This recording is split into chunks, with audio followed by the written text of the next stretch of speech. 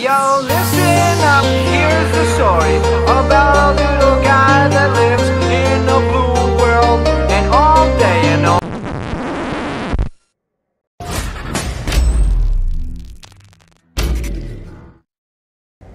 What is going on, everybody? It is Friday. We have the whole weekend ahead of us to do some mods. I know I have a few things planned, so hopefully you guys do too. If you do, comment below on what you plan on doing this weekend. So I just passed 3 years of ownership for my 2014 Tacoma, actually last August, so just a month ago. And I wanted to do sort of a different video today where I do a little Q&A with you guys based on questions you either posted to me on YouTube, on Tacoma World, or the other Tacoma forums. So this is sort of like an experiment video, so if it goes well, I will definitely do more. So comment below on if you like it, and let's get to it. And of course, it would not be a true Tacomaholic video if I didn't find this nice abandoned parking lot. And as soon as I start recording, this lady over here parks right there for no reason at all. Oh well, life goes on.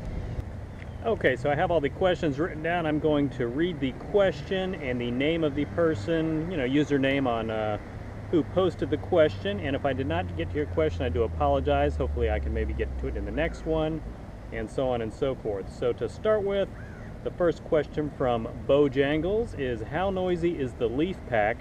And I actually commented back to him asking if he was talking about my OEM Leafpacks or my Old Man Emu Dakar packs. And he was definitely interested in the Dakar packs. I started to develop a very slight squeak on the rear, obviously the passenger side of one of my Dakars, and it wasn't anything annoying really that I couldn't live with. But I did stumble across a quick fix for it using a fluid film, and I did a video on that, which I will link above right here. So definitely check that out. I have seen a lot of other people complain that while they love the Dakars, they're great at giving the lift and supporting weight. Biggest complaint by far is that they do get kind of squeaky as they get a little corroded and rust a little and get a little older. So not too much of an issue for mine.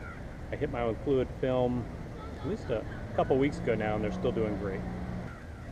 Alright, second question on the list comes from Faded Coma. He says, talk about how overpriced the aftermarket is compared to every other make on the planet, and why you modded some of the things you did as far as Toyota designers and how they could have made things better out of the box. So that's definitely a longer question with a lot of points to make.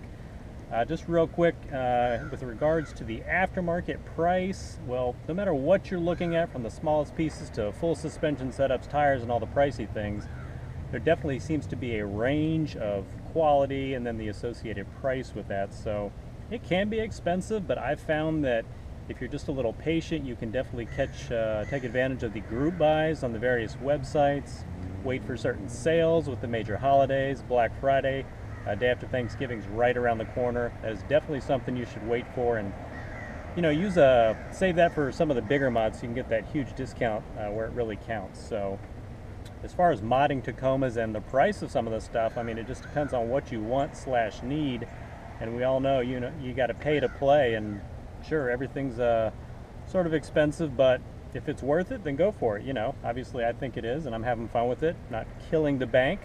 The second part about, some of the things I wish Toyota would change, there's tons of different things you could list for this, but a few just real quick. And this issue's already been resolved with the third gens, obviously, so Toyota is paying somewhat attention. I've got a second gen 2014. Tailgate handle does not lock coming from the factory, so you have to buy an aftermarket one if you like that. That's one of those things I'm not sure why that just isn't included. It's really not going to affect the price of the vehicle too much. $100 max. Also, I think it'd be nice if they just threw in the Toyota or TRD bed mat. Again, that's just something you have to buy. And of course, there's tons of other things, just depending on what you specifically think is important or convenient usually for these types of things, which I will not get into in this video specifically. Okay, third question comes from Sean Ali. I believe this one was directly from YouTube. He asks, how practical is it and why is it so expensive? Well, regarding the price, I believe, as long as it's not some collectible supercar, I believe the Toyota Tacoma has a higher resale value of every other mass-produced vehicle on the planet throughout history. If I'm wrong, comment below, but I believe that's the case. So that's part of the reason why it's so expensive, because you can pay a lot for it, but if you ever want to sell it down the road, you can sell your Tacoma with several 100,000 miles on it, and still make some bank on it, even if it's 10, 15, 20 years old even. And again, you get the reliability of the Toyota Tacoma and the Toyota brand in general. So would you rather pay a little more now and have a vehicle you know you can count on for the most part, unless you get a lemon, or would you rather buy a cheaper truck that has all kinds of mechanical issues? As far as the practicality, I think it's perfect for me because I do home projects. You know, I go to Home Depot every now and then, get 2x4s, other wood, drywall, all that stuff, and it's perfect for me. Obviously, if you're going to be hauling, you know, several tons on a regular basis, the Tacoma's probably not the truck for you, but I think it's a perfect balance of a work truck, a play truck. You can still go into the city with it within reason, you know, those tight parking garages, where you can't do that with a, you know, huge Ford or Dodge, Chevy diesel dually that, you know, you're going to be hauling your yacht with. So pretty practical in my opinion.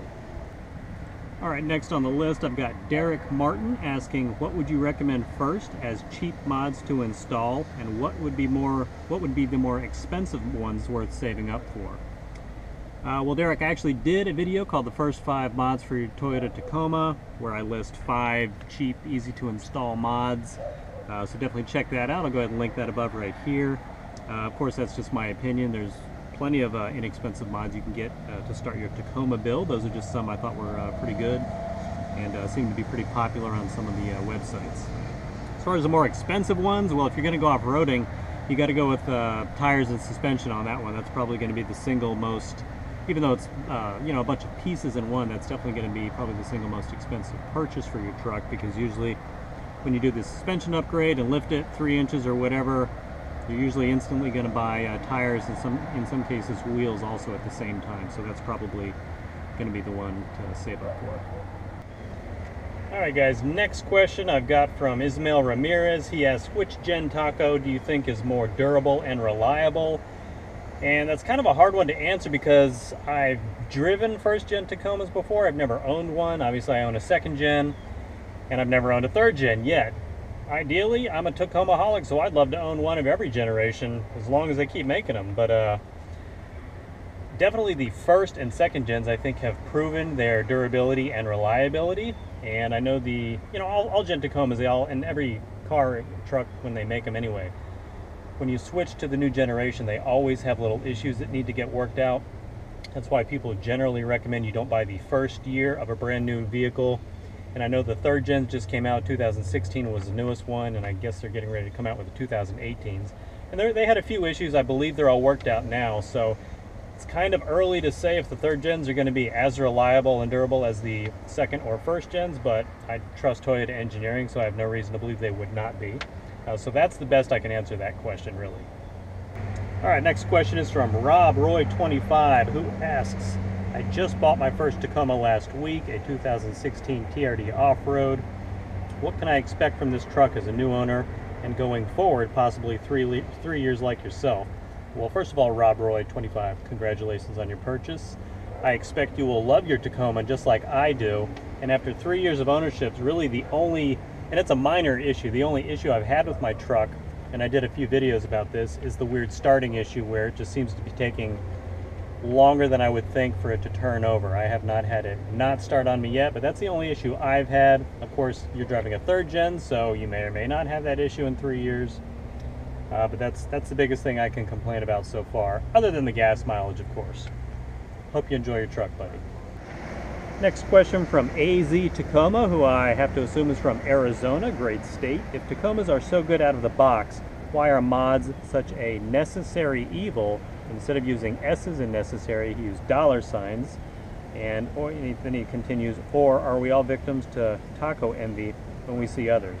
Well, first of all, obviously we're all victims of taco envy. That's the reason we're watching YouTube videos on Tacomas, or, you know, members of one of the various forums, which I think are great because that gives you tons of mod ideas, from small things to big things that you can either like or dislike, and sometimes you get tons of great ideas on stuff to do to your truck. So Tacomas are pretty good out of the box. For off-roading, I assume, is what he's talking about, but obviously if you want to get more hardcore, you got to upgrade it. Toyota is not going to, I mean, they do have the TRD Pro, but even that's mild compared to what you can really do to your truck for just a couple $1,000s. Toyota is not going to make a super off-roading vehicle, you know, with the giant tires and all that, because they're really selling the Tacoma just to the general population who's probably not interested in that. They just want the, you know, reliable work truck that's going to get them to and from wherever they need to do and not break down. So that's why you need to modify them, I believe. But still, they are pretty good out of the factory, and they're usually a lot more capable than people give them credit for, and they're usually pleasantly surprised if they take their stock truck off-road for the first time. All right, next question from Alex Jasso. He asks, best sounding exhaust. I have a 2010 Tacoma Sport. I'm looking for a deeper growl, but different than the Subaru growl. Well, this one is definitely a complete matter of your personal taste, but I will say that, remember, the Tacoma, it's going to be a 4-liter V6 or the 4-cylinder, so don't expect too much of a deep growl. Personally, I have a Flowmaster 50 series. It definitely made it a little throatier without being whiny, and I don't get any of that crazy drone like I've seen a lot of people complain about at, you know, some of the mid-range RPMs. So just be aware of that when you're looking at a Tacoma exhaust. It'll make it sound a little better. It's not going to sound like a V8, so just keep that in mind. And a lot of people like the you know, the TRD exhaust themselves, which I believe is a catback system. Okay guys, and the last question from Jonas Banta. He asks, if there was one thing you would change about the Taco, what would it be? Also, what would you say is the most important mod someone can add? So if there's one thing I would change, it would definitely be to have some better gas mileage on the Tacoma. I used to have a Silverado SS with a 6-liter V8, and it got the same, if not better, gas mileage. So if we're going to have bad gas mileage, we might as well have V8s in the Tacoma. So hopefully Toyota will definitely work on that. I guess the third gens are a little better, but really it should be at least 5 miles per gallon better than what we're currently getting. As far as the most important mod you can add, hands down, and I know everyone will agree with me, it's going to be the Chinese air conditioning knobs. No argument about it. I mean, are you kidding me with this? You cannot make this stuff up. These people are just parked here. They're not even in parking spaces, just hanging out. And I don't think they're subscribers. If they were, I could forgive it, but I can't. Okay everyone, I hope you enjoyed this video. I certainly had fun making it. You know, I always love interacting with you guys, and this is a fun way to just do it in a different medium. I try to always comment on, you know, re-comment when people comment on the video, so this is pretty fun. If you enjoyed it, please comment below and let me know some questions you want for the next Q&A video. If this is your first time stopping by, please consider subscribing. At this point, I don't know what you're waiting for. Everyone else is doing it, so go ahead and do that. Give the video a like, comment below, hit the bell notification so you're notified every time I upload. And I will see you in the next video. Have a great weekend and enjoy modding your Tacoma.